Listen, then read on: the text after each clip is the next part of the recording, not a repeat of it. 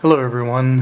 Before we get to the module review that I'm doing in this particular video, I just want to kind of explain a couple of things because the recording of this video was an unbelievable chore. If you recall, I started doing a playthrough of the Dungeons & Dragons Daggerdale video game. And in that, I mentioned that the reason I was doing that is because I had a rough experience recording and lost, a few hours of footage for, a video or two. And the review that I'm going to do here later on, just in a moment, was part of that. So I ended up losing a fair bit of recorded footage. I went, at the time that I'm recording this, I went and basically redid the entire video, and once again I ran into some major issues where whole sections of the video wouldn't render properly, and this was after I'd already deleted them to free up just space on my hard drive, the original raw videos. So I ended up losing another 20 to 40 minutes of recordings. There were a couple of takes that I had done, so I apologize if this review isn't, up to the standards that I've tried to set for myself with other ones. The main body of the review that you're about to see was actually a take I was gonna discard. I just didn't end up deleting it, and when everything else just, again, for the second time, screwed up and was unrecoverable, I decided just to stick with that, that particular take and just edit it out a part towards the end where I feel like I kind of stuttered. So I hope you guys enjoy the video. I hope it's not too bad. And I apologize that it turned out the way that it did. I've tried recording this particular review twice now over the course of a week and a half, and both times I ran into major issues with getting the video actually to run and to render. So again, thank you guys for everything, and I hope you understand that there were some major complications to get to the review that I'm about to do. That said, though, hopefully it's not as bad as I kind of imagine it in my mind, and I hope you guys are able to enjoy it.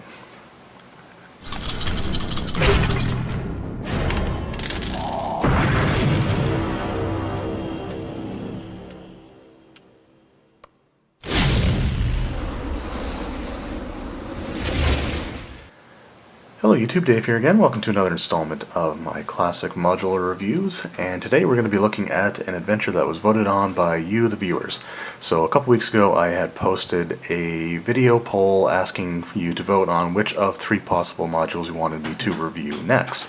Out of the three possibilities was for D&D 3.5, the adventure Scourge of the Howling Horde. For 2nd edition AD&D, the adventure In the Abyss, and the winner, by a significant margin actually, was the 1st edition AD&D adventure, The Ghost Tower of Inverness. So today we're going to be looking at that. Just going to provide a brief overview of the adventure, some of the more memorable parts of it that I particularly found interesting, as well as my final thoughts. So the Ghost Tower of Inverness was released initially in 1979 as a competition adventure that was run at the event known as WinterCon 8, which was held in Detroit in November of 1979. It was later released to the home market in 1980, which is the version that I have here. The adventure is for characters of 5th through 7th level, and I believe it's designed for 5 characters of that level range, and is set in the world of Greyhawk.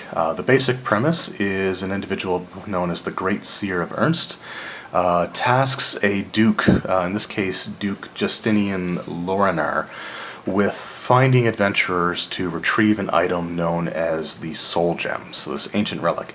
In order to do this, the heroes, or the player characters in this case, will have to go to the location known as the Ghost Tower of Inverness, explore its dungeon, and find the gem itself. What's interesting about this adventure is that where it was developed as a competition module, There are two different ways to run this particular adventure. One of which is to run it as just a standard at-home adventure. The other is to actually follow the rules for the tournament play, which limits things such as a time frame that the player characters would have to adhere to. They're given pre-generated characters to play, as well as a goal to equip them those brand new characters. And any of the monsters appearing in the dungeon, when they deal damage, they actually deal just a set amount instead of doing like a dice roll in order to kind of streamline play. The competition version also eliminates the need for or the use of random encounters. So for example, the wandering monster tables that are shown here on page 5 would only be used if you're running this as an at-home adventure. Another interesting thing is that if you're running the competition version of it, when the player characters are introduced, their pre-generated characters are all basically, at this point, criminals, all convicted of different crimes. So for example, the character Hodar says, you dare defy a Blackbeard. Oh, sorry, I read that wrong. You dare defy a royal order and continue to dabble in sorceries, which I had forbidden to all people in my realm. The next character, Zenithar. Your wisdom must have left you when you decided to lead that ill-fated Temple Coalition revolt these 3 months past. So each of the characters, with the exception of one, are basically prisoners, and the ability to retrieve the soul gem is essentially what can buy them their freedom. The characters are a wizard, a cleric, a rogue, a fighter, and a monk. The monk is actually not a prisoner. He's just on loan from a monastery as a way of softening taxes that they may have to pay. And now if you're playing as a home version and just running it as part of an ongoing campaign, then the player characters will essentially just end up gaining the quest from the Duke, or potentially having what's called a geas placed on them, which is a spell that would compel them to complete the quest, or else bad things will happen to them. However they come into the quest, the rest of the adventure plays more or less the same, with the exception of random damage values for encounters, random encounters, and a few encounters that are part of only the home version. The player characters will then make their way to the keep, so the ruins of Keep Inverness. So when they arrive, the keep is actually pretty much destroyed, or at least what's above ground is destroyed. The player characters will then have to essentially go down a set of stairs to enter the dungeon properly. As they go through and explore the dungeon, they're going to come up against a series of puzzles or traps or interesting encounters in order to progress their way through the dungeon itself. The overall premise of this dungeon is to find a way to get you into the central room, which is labeled as Area 15.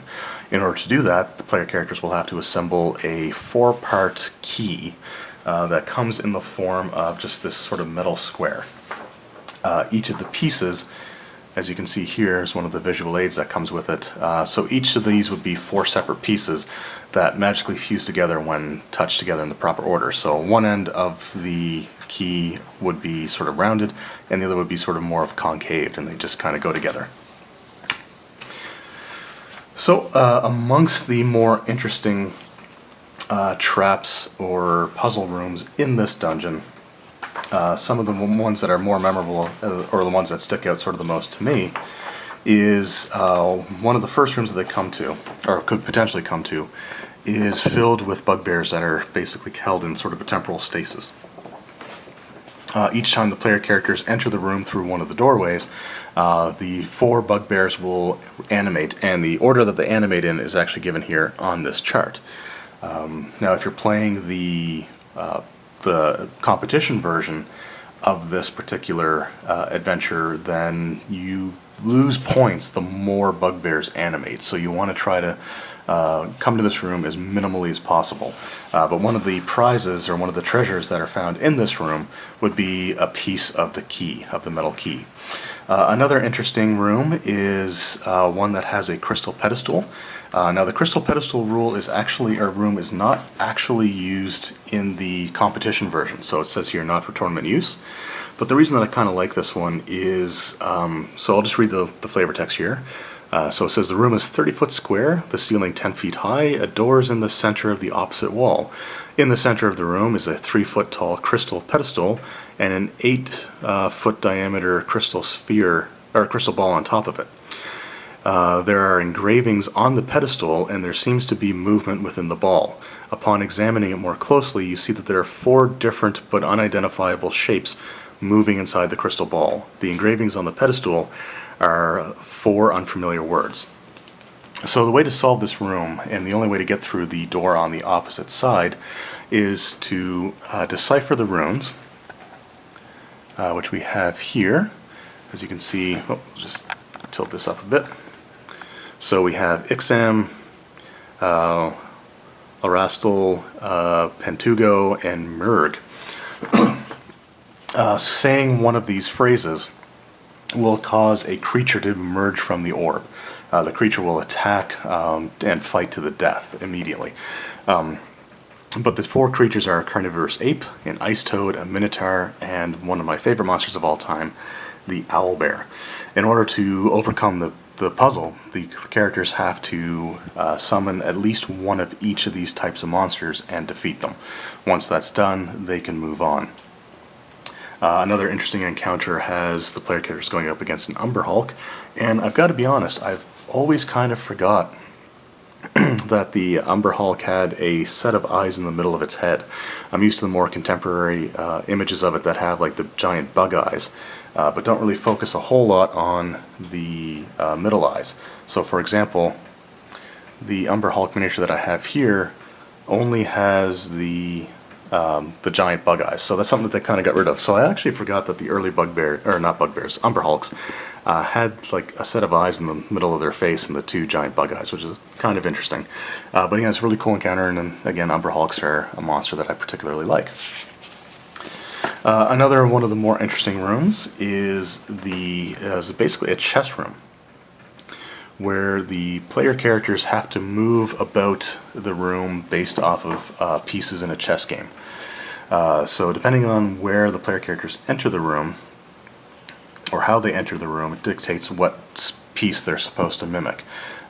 If the characters don't move properly, so for example, if somebody who would be like a knight character, for example, doesn't move in an L-shaped pattern, then they risk the tile that they land on electrifying them.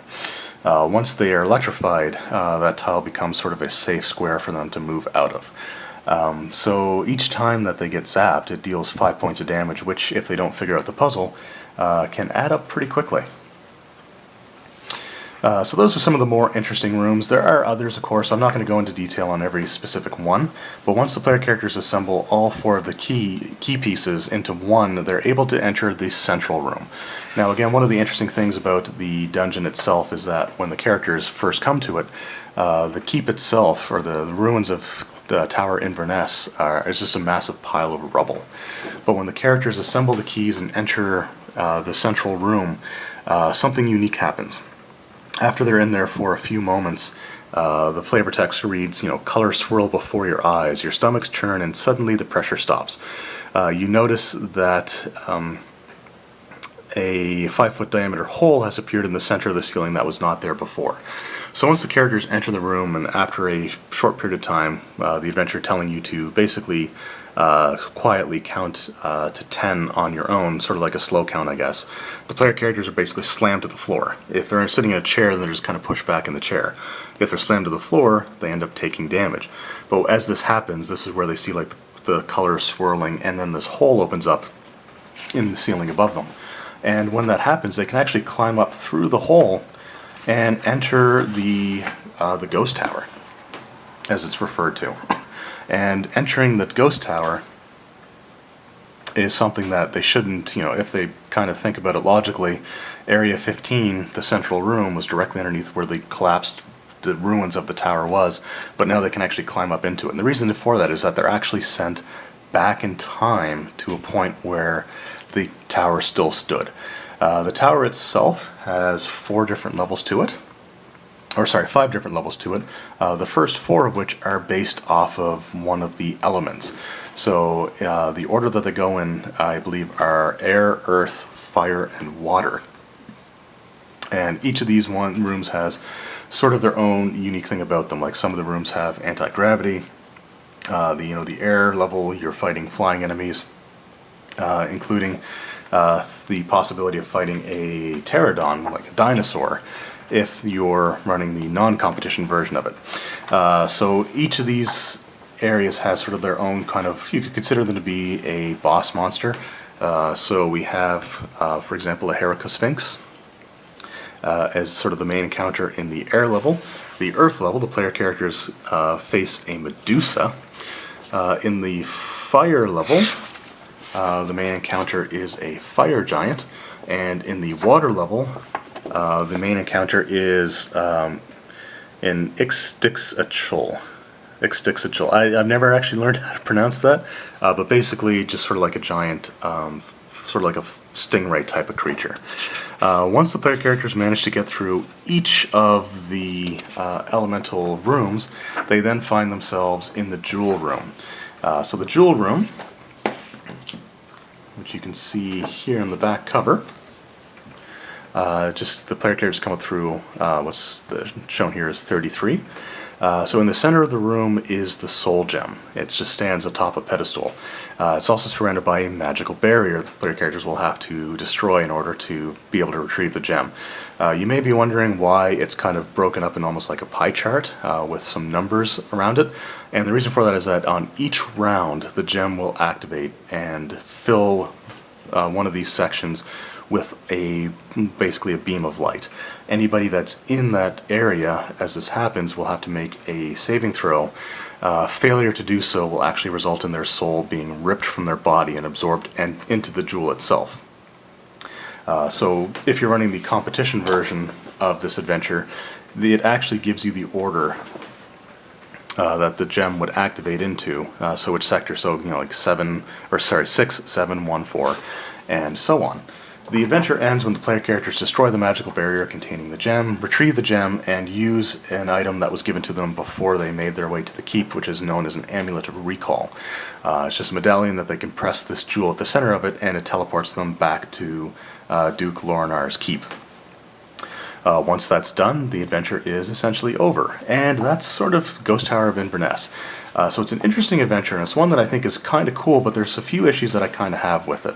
One of the things is that, really honestly, there wouldn't be a whole lot to it that would make it stand out if it weren't for the fact that the characters actually time travel back. And it's kind of a cool moment when they realize that they're underneath where the tower should be, and there's no way that they should be able to climb up through 5 different levels of this tower. So that's actually something I think is kind of cool and makes for an interesting reveal. And it doesn't actually ever specify that the characters know automatically that they travel back through time, so it's something that you can potentially let them figure out by kind of climbing into impossible space based off of what was laying as a 20-foot pile of rubble above them.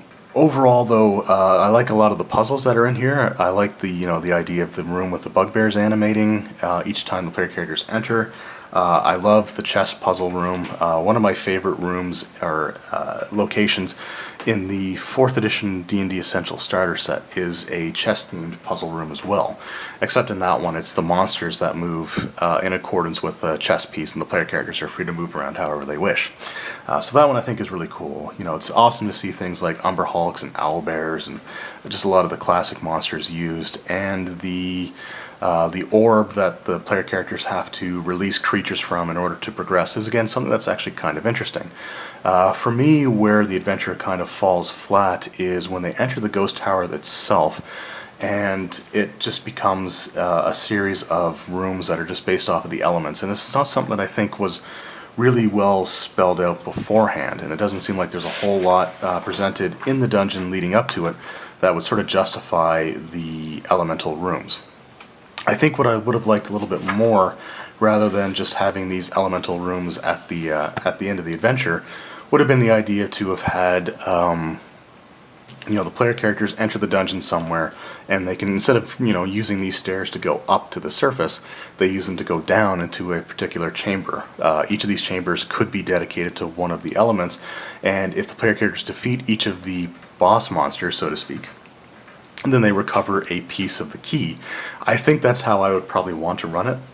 and then find something else to do with the tower itself once they are able to enter it.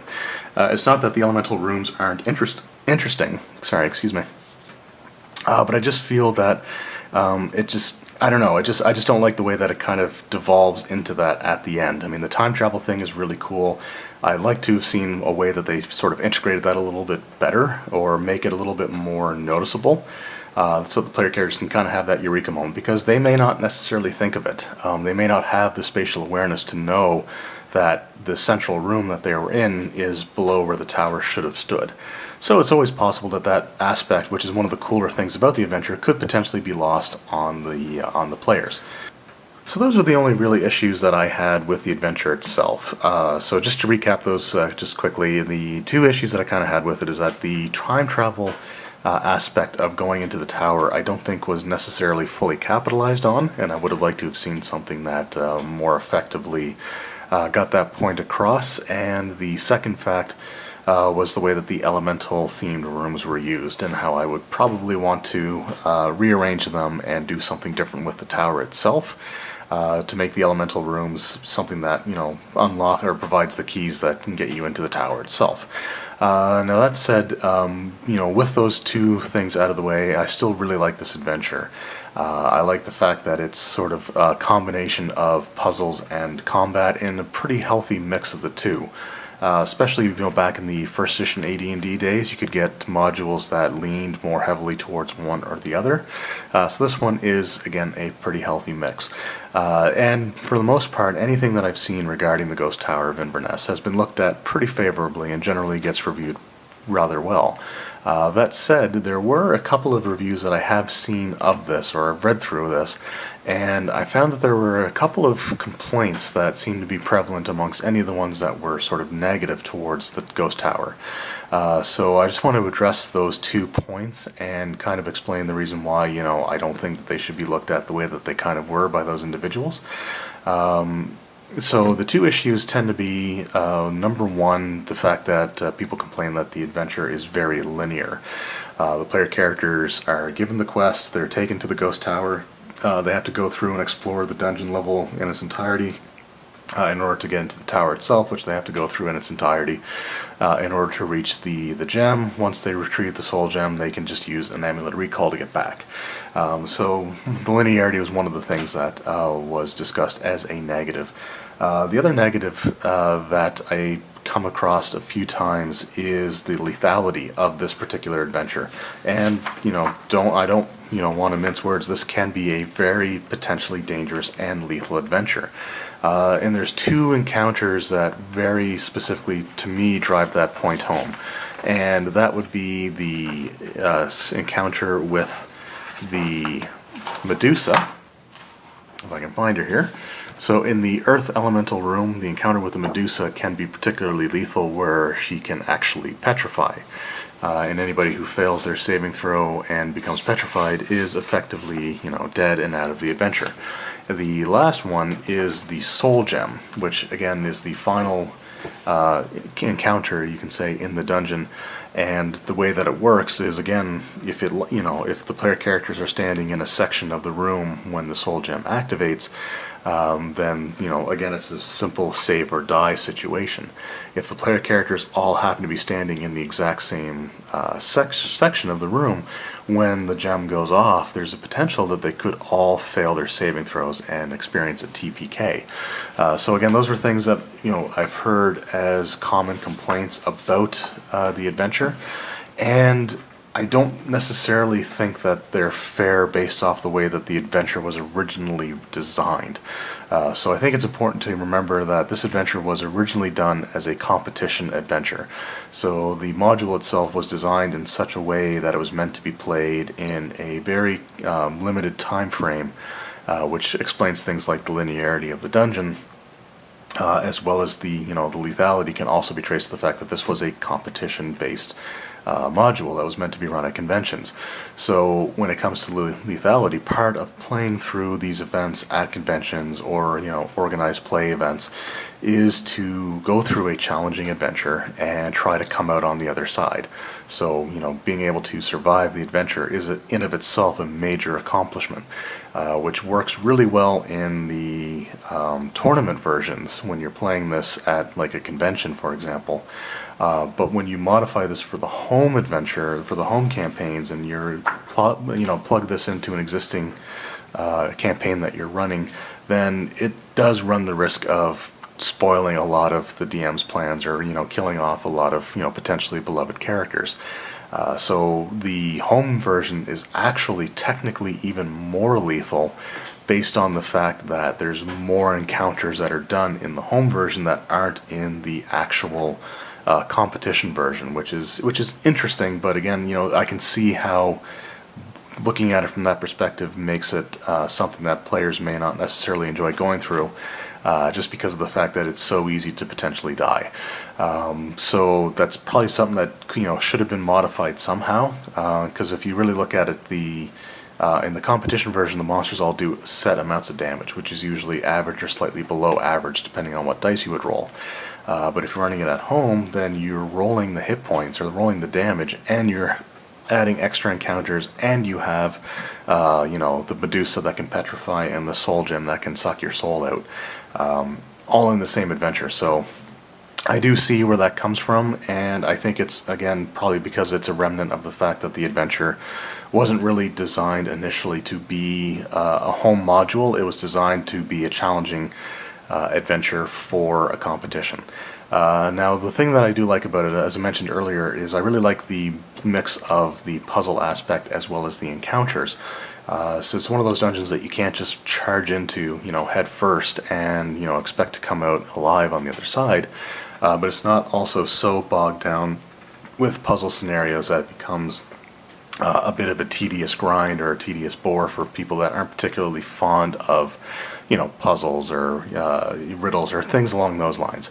So I think that this is actually, overall a really well done adventure. I would be more likely or more inclined to want to run it based on the tournament version of it.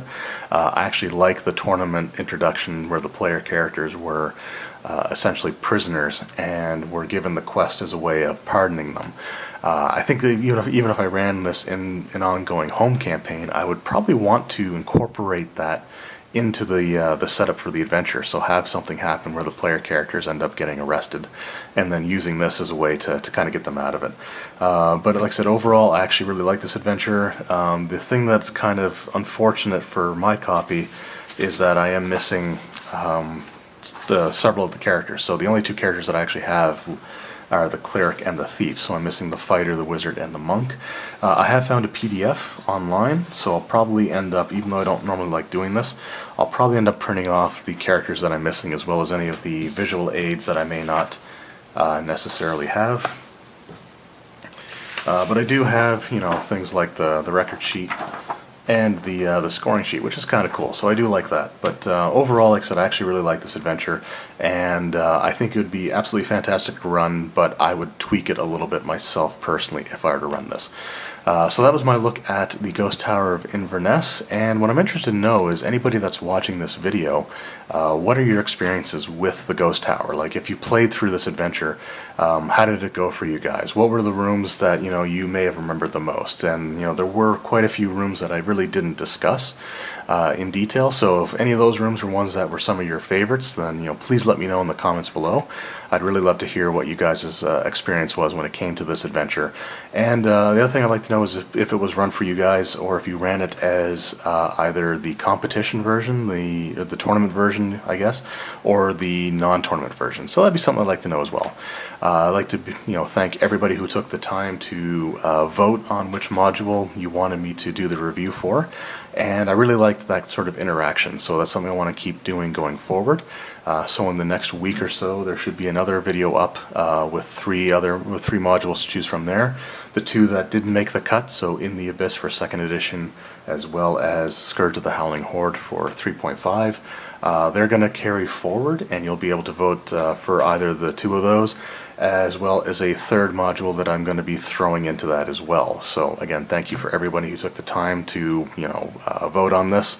I appreciate it, and I look forward to your comments on this one, as well as look forward to the vote for the next module to review. So thank you guys very much for watching. We'll see you next time.